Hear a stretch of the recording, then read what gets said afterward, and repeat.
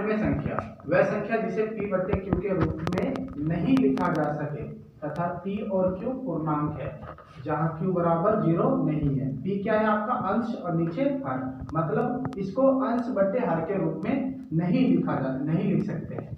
उदाहरण जैसे 0.10 100 100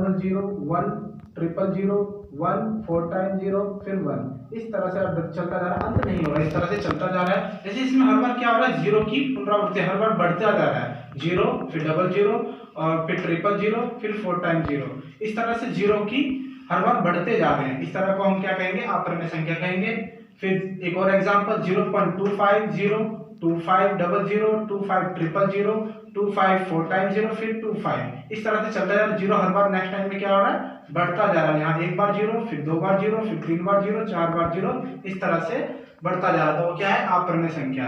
इसी तरह से जरूरी है सिर्फ 0 की ही पुनरावृत्ति हो, इस तरह से बड़े वो 1 भी हो सकता है, 2 भी हो सकता है, 3 भी हो सकता है, इस तरह से कुछ भी हो सकता है। जैसे एक और एग्जांपल 0.51 511 5111 5 4 टाइम और फिर 5 टाइम और फिर 5, इस तरह से चल रहा है। ये भी क्या है, आपका अपरिमेय संख्या है। ये भी एक पाई भी क्या है, अपरिमेय संख्या, क्योंकि अंत ही नहीं हो रहा है, ये डिवाइड करते हैं इसको। इसी तरह से पाई भी आपका क्या है, अपरिमेय संख्या है। √3 भी क्या है, अपरिमेय संख्या है।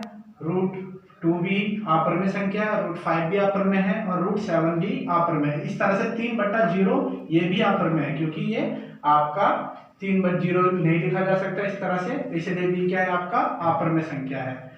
2 + पाई भी क्या है, अपरिमेय है। पाई/3 भी क्या है, अपरिमेय है। और 5 + √5/3 ये भी अपरिमेय है। 3 - पाई भी क्या है, अपरिमेय है।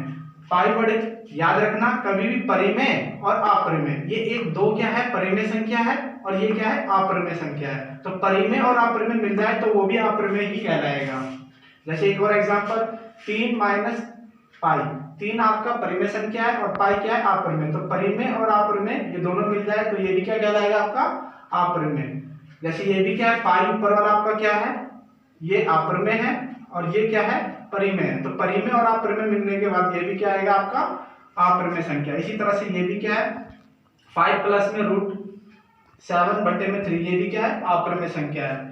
√2 जिसका पूर्ण वर्ग, जैसे एक एग्जांपल लेते हैं √4 का ऐसे हम करोगे 2 × 2, इसका जोड़ा पूर्ण वर्ग बन जाता है तो 2 आ जाता है। लेकिन √4 आपका परिमेय संख्या कहलाएगा, √4 आपका अपरिमेय नहीं कहलाएगा। एक और एग्जांपल जैसे जिसका पूर्ण वर्ग पूरा बन जाए 3 × 3, ये भी आपका क्या कहलाएगा, जोड़ा बन गया, बाहर एक पेयर पे निकल गया, तो ये भी √9 भी क्या कहलाएगा, आपका परिमेय संख्या। अब आते हैं वास्तविक संख्या। वास्तविक संख्या क्या होता है, परिमेय तथा अपरिमेय संख्याओं का संग्रह वास्तविक संख्या कहलाती है। मतलब आपकी परिमेय सभी संख्याएं वास्तविक संख्या होती है और अपरिमेय भी वास्तविक संख्या होती है। जो हमने परिमेय संख्या के जितने एग्जांपल पढ़े वो वास्तविक संख्या के भी एग्जांपल है, उदाहरण है, और अपरिमेय संख्या के जितने उदाहरण पढ़े वो भी क्या है, आपके वास्तविक संख्या है। वास्तविक संख्या को हमने यहाँ पे पहले भी पढ़ा था, पहले स्टार्टिंग में हम देख रहे थे वास्तविक संख्या परिमेय संख्या और अपरिमेय संख्या में डिवाइड किया था, और परिमेय संख्या के प्राकृतिक संख्या, पूर्ण संख्या और पूर्णांक पढ़े थे हमने। तो अगर आपसे पूछा जाए सभी प्राकृतिक संख्या क्या परिमेय संख्या होती है, तो हाँ ये बात आपका सत्य है, सही है। क्या सभी पूर्ण संख्या परिमेय होती है, हाँ ये भी सही है। क्या सभी पूर्णांक परिमेय होता है, हाँ ये भी सही है। अगर आपसे पूछा जाए सभी अपरिमेय संख्या प्राकृतिक होता है, तो ये गलत है। सभी अपरिमेय संख्या पूर्ण होता है, ये भी गलत है। सभी अपरिमेय संख्या पूर्णांक होता है, ये भी गलत है। और इसका उदाहरण आपको दिया था मैंने। और अपरिमेय